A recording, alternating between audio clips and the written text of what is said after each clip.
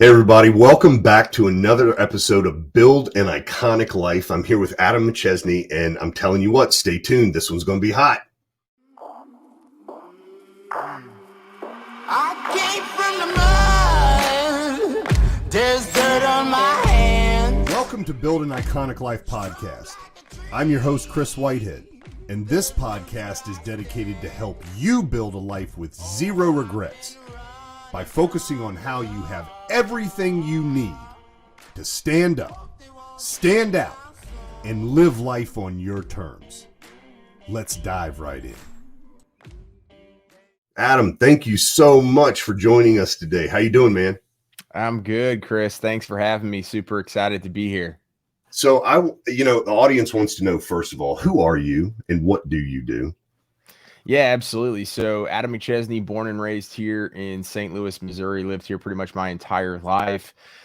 Grew up and went to college, played sports pretty much my entire life, played college soccer, graduated college back in 2014, got into medical device sales, did that for 5 years between two different companies, sold most recently at the largest CPAP manufacturer in the entire world, worked my way quickly up that company and was essentially what I always thought I wanted to do, thought I was living the dream. And long story short, got back into digital marketing in 2018, kind of on the side when I was looking for ways to make extra money online.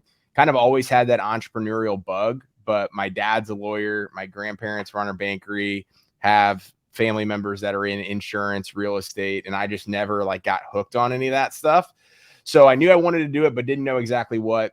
Got into digital marketing on the side in 2018, never really did anything with it because I was so focused on the job in corporate America, and kind of built up 2 years worth of portfolio work, testing out different projects, investing my own money. So that way, if I did ever go full time with it, I would have 2 years worth of experience. And obviously pandemic happens in 2020. So I went from traveling all over the world to being cooped up in my home. So I dug deep and focused time and energy and resources on that agency. And over 6 weeks in 2020, it kind of started taking off. I started getting referrals, started networking and doing all these different things. And people were like, these results are really good. We want to hire you. And so I couldn't keep up with the demand, having just a couple hours a day to do it. So July 2020, I went full time. So I run a full service digital marketing agency now over at Hite Digital. I'm an owner partner. We're the only agency in the space that operates in a franchise model. So we're very unique. It essentially kind of assists with our clients to offer both the great things about working with a small agency, because we have a forward facing team, and then also what it's like to work with 180 full-time team members that are specialists and all that stuff, which we can get into. But I also run an auto glass repair company, so I'm very entrepreneurial focused.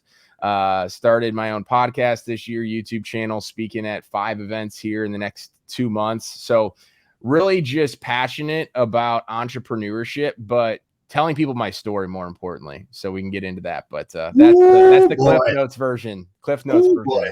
So if you know anything about me, getting into people's stories is like my entire life. I love getting to know people. I love the inspiration. I love the champion mindset. Mm-hmm. And it comes usually at a pretty steep price. Okay. You were at the right place at the right time, but you were also doing the right work for a long time to be prepared for that right time. I know that. 2020 was hell. I mean, it not only the news and the scare tactics and the BS, but a lot of people got really confused really quickly and they needed answers. And those answers didn't come. Mm-hmm. Before we get into your story, because I want to spend the rest of the time diving into that, talk about what you were going through mentally. I mean, here you are at the top of, it's a CPAP company, yes. Right? So I know also that CPAPs, they had some major issues with shipping and getting the filters, and all sorts of things were a major problem. I know that you were like, okay, it's time to go do this thing full time. The demand showed up.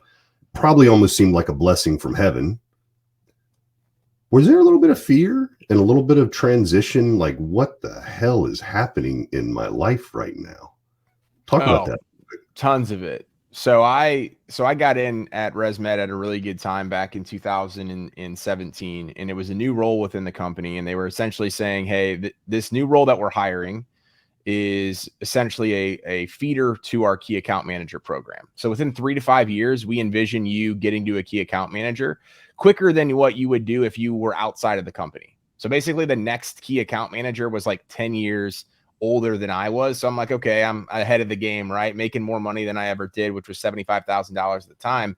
Well, 9 months in, the key account manager ahead of me left.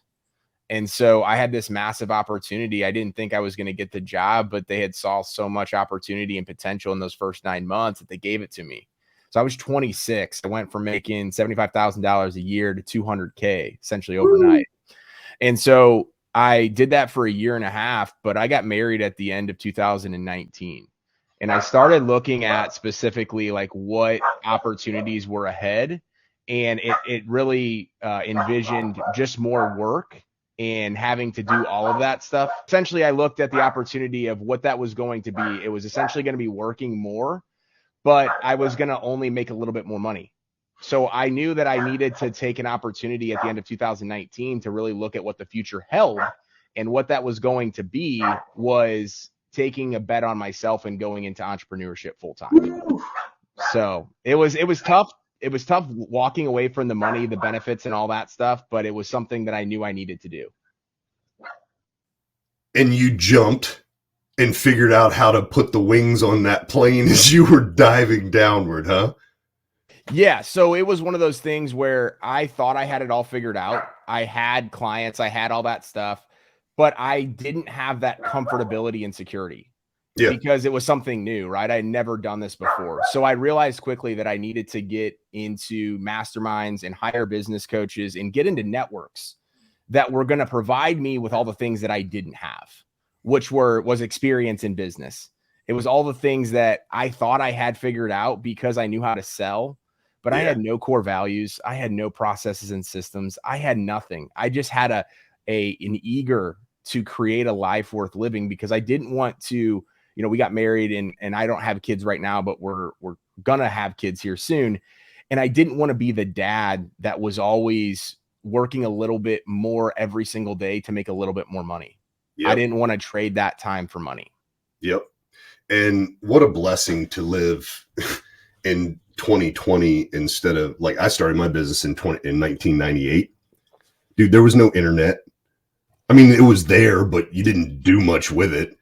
I didn't know about masterminds. I didn't know about networking. I knew about local networking and I'm a remodeler and I was in the same place you were. I was like, look, if you have money in your pocket and you want something done, I'll sell you the idea. Oh yeah. But systems, processes, core values. And Adam, when I started, I never have not had employees. In 25 years in business, the first day I started my business, I had 4 employees. And they're looking at me and I'm looking at them and I'm like, I don't even know how to do the work. So this process that you're talking about, this natural matriculation of like, hey, I don't know what I don't know, but I will go find out what I need to find out. People need to hear that like twice. Mm-hmm. Like, okay, good. You're finally brave enough to take a risk on yourself. Good job. That's the beginning, the very, very beginning. And if you don't know what you don't know, please don't become the 95% statistic that fails in business. Because dude, it's like the lottery. Like, do you really think you're going to win just because you have a good idea? And I was stubborn, man. So when people say, Chris, you've had so much success, blah, blah, blah. I'm like, dude, the only thing I'm proud about is I never quit because it was painful. Oh yeah. And I know it doesn't matter even with this information out here, Adam, it's still painful. There's still lessons that you must learn. But that'll be another episode for another time. I want to hear about some of those in the future. And I want to hear, and I think I want to bring you back so that we can talk about your business more. Appreciate that. Well, you got a story. Mm-hmm. I like stories. Dude, let's hear it. Let's hear your story. Yeah. So, for me, I kind of going back to what I talked about is I've always been the type of person that I'm going to give 110% whatever I do. And so like most recently, that was deciding to give up drinking alcohol and become sober. So I give 110% in business. If I'm drinking, I'm going to give 110%. And all those different aspects of my life, I've always been that type of person. I think it goes back to, being an athlete all throughout high school, grade school, and in college. And I took that mentality to corporate America. And I started realizing as I got up and up in the ladder and quicker than I would have anticipated, but there was always some sort of ceiling. Whether they tell you there's a cap or not, there's a cap. And you start to find those caps. And so I always did research on my own. And that's why I tried to start finding ways to make money online back in 2018, because I knew that there was more for me. And so when I transitioned into running my own business, which was a digital marketing agency to get started, I realized that I went from selling CPAP equipment, that I had one other competitor. Essentially, I had to be better than one other person. They could only go to me or they could go to them. And I was really good at what I did. Right. Then I go into digital marketing, where there's hundreds of thousands of options that are out there. And I had traditionally, when I was trying to grow the business in the beginning, and even really for the first 6 or 8 months, I had tried to be like everybody else. Tried to market the same way, tried to acquire clients the same way, try to do everything the same way. And I realized I was just a small little fish in this ocean that is digital marketing. So I quickly became very focused on my personal brand, started trying to connect with my ideal end client in ways on social media, through my content, through videos, through just how I communicated that. And that's really where I took off. Because instead of, as we all know, and I'm sure you've seen plenty of it, most digital marketers, you go to their social media content and it's like a show up and throw up of a cheesy sales pitch. And you don't get that from my stuff.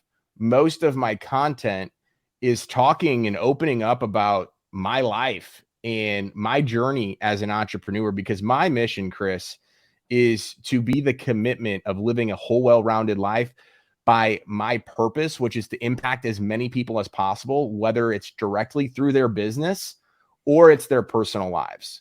So especially with the stuff recently of me becoming sober and started, all of this, the stuff that my content reflects is impacting people, whether they become a client or not. That's not what I'm worried about. That comes because I do all of the other work.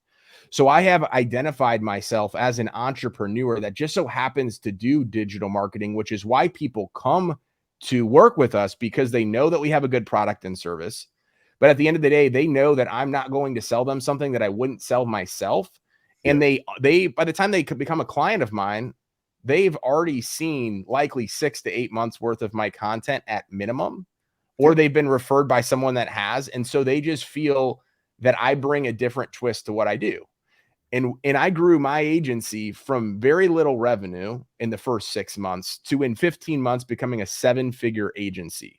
And that's with no client ad spend attached to it. There is very few people that have grown a digital marketing agency as fast as I have. And I know that to be a fact.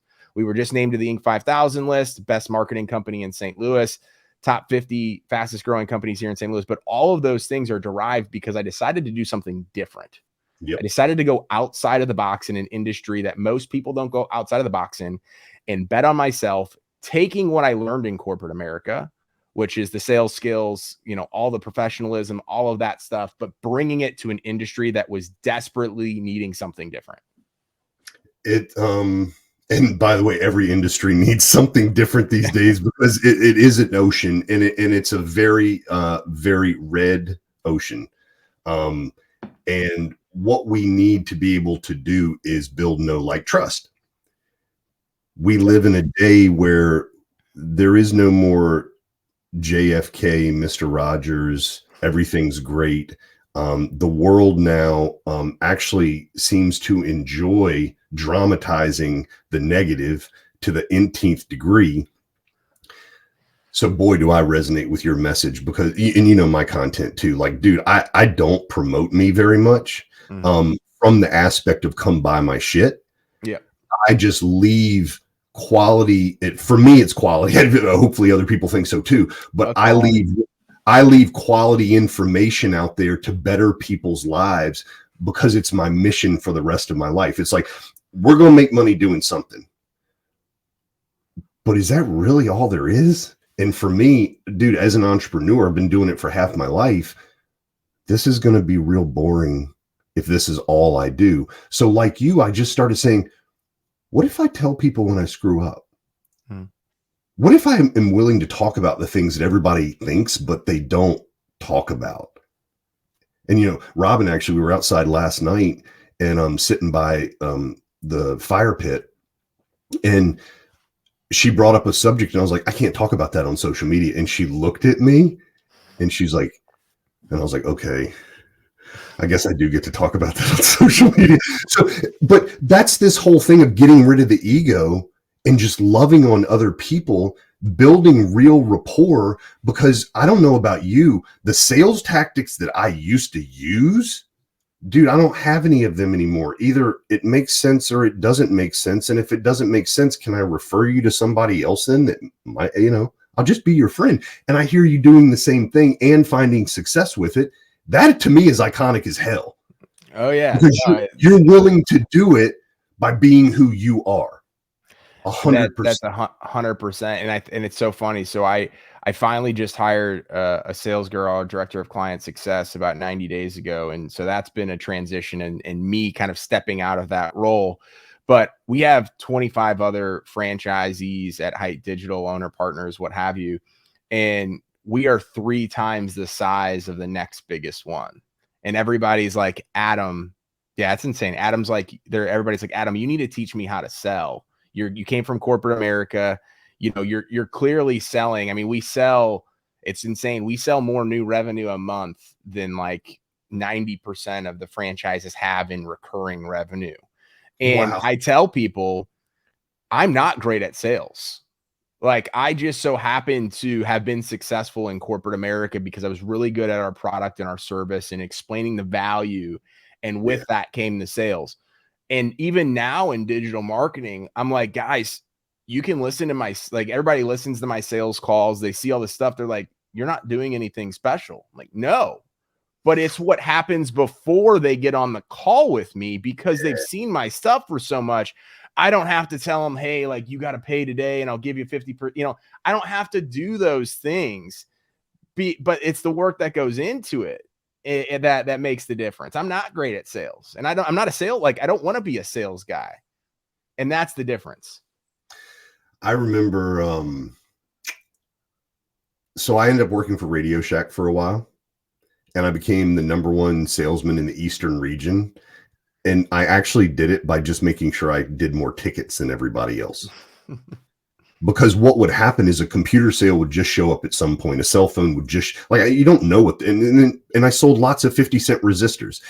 And those guys that are buying the 50-cent resistors, they want to talk to you for an hour and a half about their project. They're ham radio guys and they're digit heads. And I was just able to say, and I have to go help somebody else now, where the other salesmen would be happy in those conversations. But before I worked for Radio Shack, I had a 2-week stint with Electrolux. Bro, I remember calling my dad in tears going, I don't want to do this. It's real sales. It's let's flip the other vacuum upside down. Let's use psychology on you. Here, hold this little bottle of shampoo while I go blah, blah, blah, blah, blah. Let me vacuum your carpet and make you feel reciprocity. And I was just like, I can't. And in my own company, same way, we're a multi-million-dollar company. We own several of them. Dude, I sell people the same way you and I are talking right now, but just going, it doesn't sound like you need an addition. I mean, I'm not trying to talk myself out of a $300,000 sale right now, but it sounds like what you really want is this. And it's like, oh. And then sometimes it's like, you're going to resell the house? Yeah. Let's not spend $45,000 on the bathroom because you're not going to get the value from that. And it sounds like what you're doing too is just putting value into people's lives. And I want people to hear that. The sale is the natural conclusion of putting value into people, but you decided to start doing that way, way, way, way ahead of time, and not being a cheesy lounge lizard sales guy and just saying, look, if you treat them right, the right people show up. You mentioned something else, though, something very near and dear to my heart, because we have an event coming up soon. And we're going to be talking a lot about this.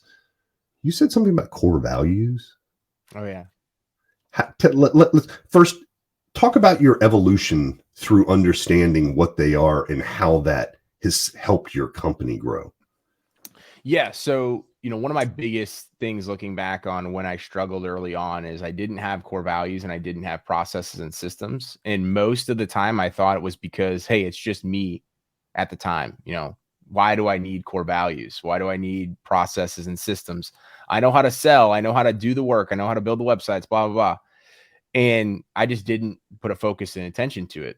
And I think partly because before I had consistently seen other people talk about core values or post them and see them just as writing on the wall.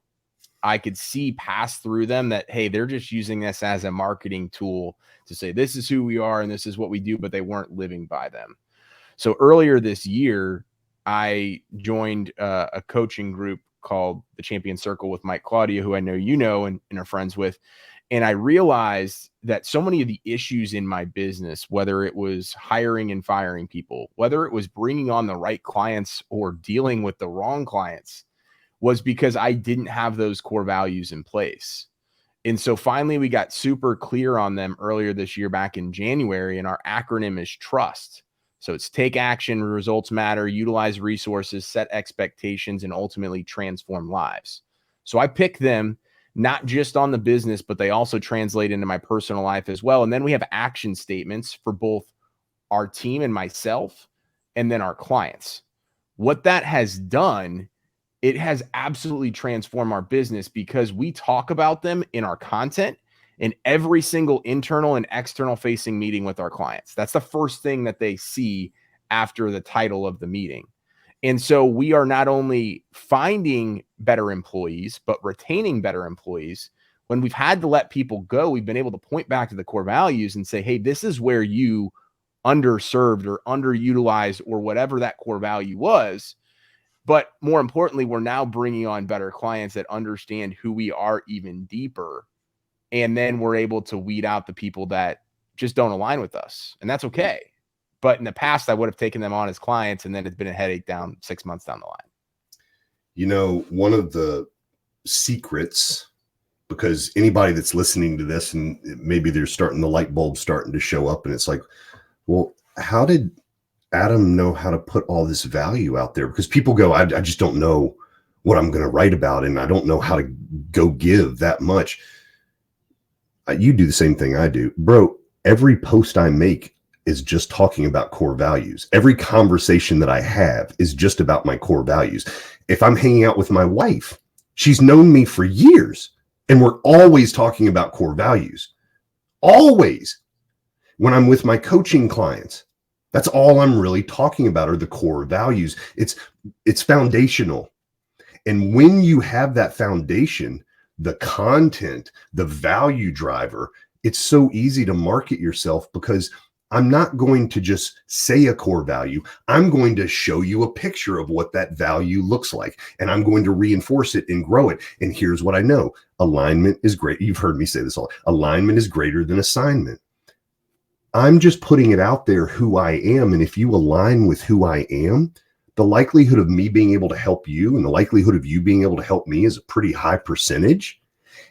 And if you don't like what I write, you're not going to like what we do in business. And I don't need to, and by the same token, I don't need to be married to the whole world. There's 8 billion people out there. But I know that if I just put this content out here consistently, these people will show up. And here's the difference of what you've done. And by the way, Mike Claudio is a great friend of mine. He has a great coaching program.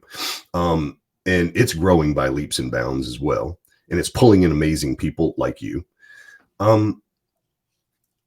You're defining your core values consistently. You're probably finding out new nuances to them the more and more and more you write content. Is that true?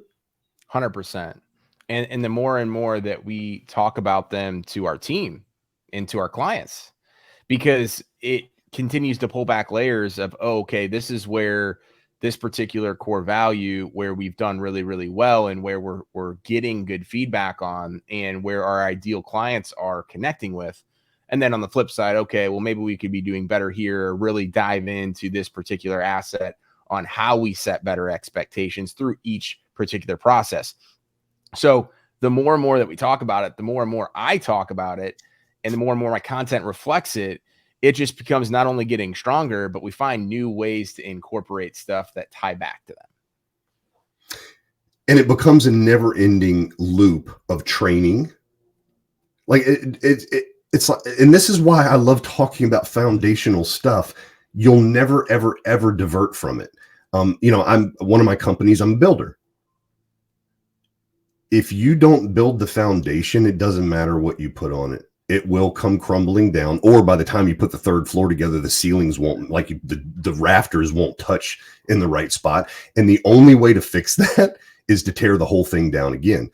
And what I've experienced in the 25 years, not only through myself, but now through just hundreds of clients that we've had, 9 times out of 10, it's a foundational issue.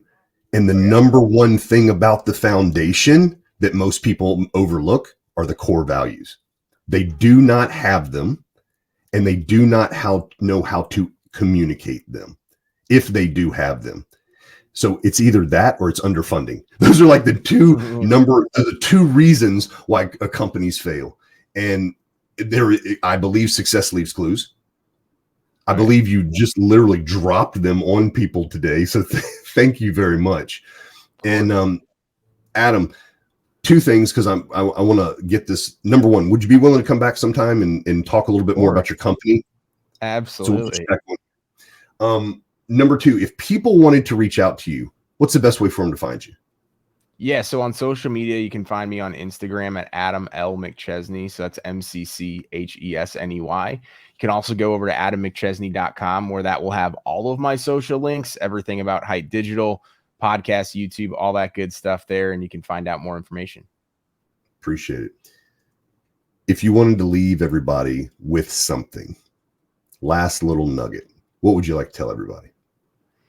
So the biggest thing that I feel like is the most value add that I can bring to people is that when it comes to, as entrepreneurs, most of us are very visionary focused, obviously. And my big problem in business has been focusing so much on other opportunities that have came across my plate. So I refer to it as shiny object syndrome. Yep. And until you have that one thing, that one business that can be fully automated, have the core values, have the processes and systems, have all of that stuff, and that business run without you being there for a month, then there's no sense of you spending more time and energy trying to go start something else. And I've done that multiple times. And it's something that I actually just posted some content on it earlier today. But I think that that's the biggest thing that I've learned so far. Make that one thing your one thing until that one thing can run without you. Gee, that's brilliant. We'll get back with you. We'll have you back on this show. We'll dive in. Adam, thanks for taking time today to be on the show. And bro, thanks for having me, Chris. Dude, you just epitomized what iconic is. And I think the most beautiful part about it, there's no ego in it, because you want to see everyone shine their light, man. So thanks for telling the truth when so many people are trying to hide it, bro. Really appreciate it. All right, everybody, you've heard it. Go find Adam, support him, and we'll see him back on the show. You guys have a great day. We'll see you in the trenches. Take care. I came from the mud. There's dirt on my hands. Strong like a tree. There's roots where I stand. Hey, friend, if you enjoyed listening to this podcast, please leave a review and subscribe to catch future casts. If you really enjoyed this episode, make sure you share it so others can benefit from it as well. I'll see you in the trenches. Try to catch me howling at the moon.